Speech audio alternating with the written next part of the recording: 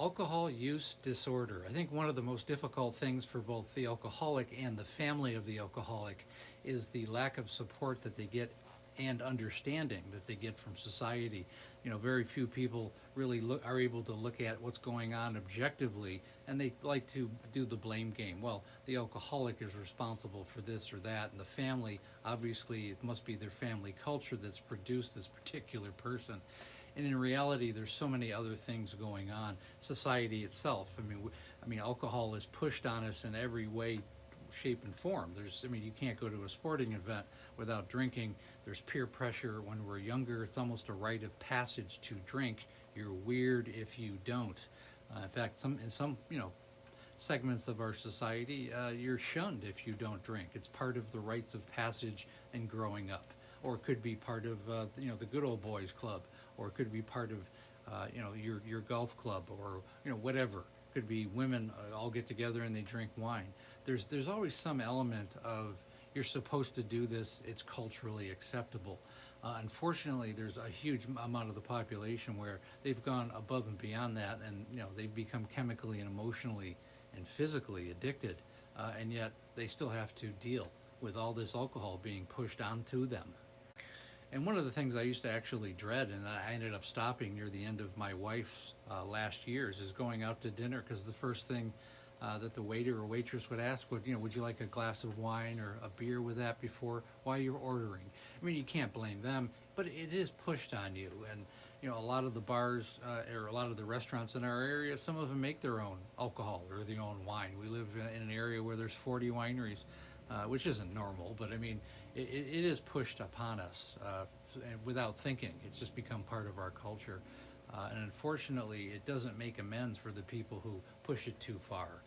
And having it so readily available wherever you go on every street corner is part of the problem, essentially.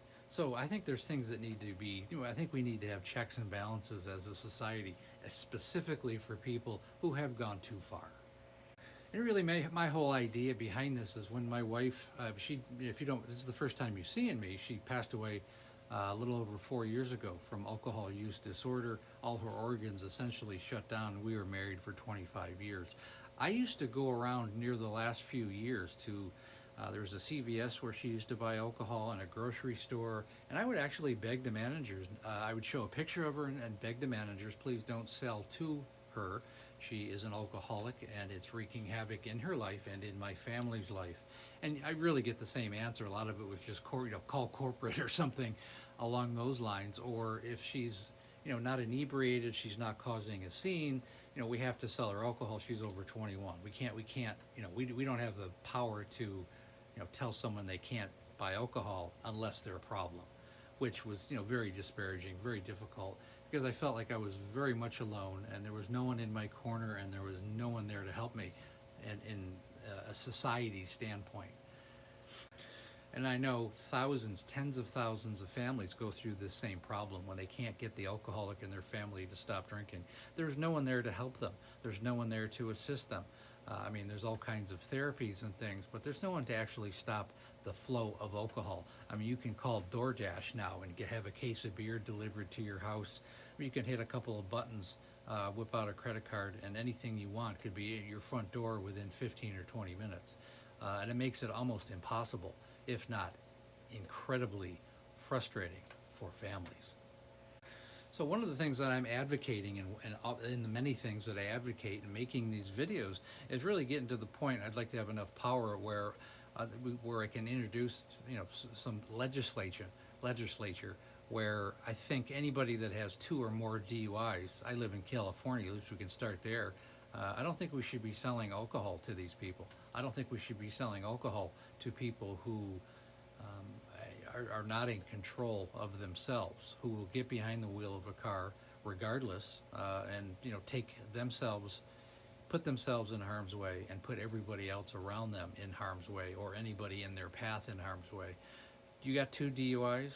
Well, you're raging alcoholic. The average person has been drinking for 10 years before they get their first DUI. If you've got 2, well, you have a chronic problem, and I don't think there's any excuse around that. I think we need to save ourselves. We lose 16, 17,000 people a year, innocent people, men, women, and children, who were driving down the road and were killed by a drunk driver. And this is just one thing that we can do to stop that. We shouldn't be selling alcohol to people who have no business being behind the wheel of a car. And again, if anything I'm talking about here today resonates with you, and if you need some help as an alcoholic yourself, or if you have a member of your family, I really work with families and alcoholics, which is my ideal. Schedule a Zoom call with me. The link tree is in my bio. Set up a calendar link. Please join our Facebook group. It's called Amanda, A Cautionary Tale of Alcoholism. It's become a very good support group. We talk about alcoholism in the family and every really issue connected to this. Please like, share, and comment. And again, thanks for listening.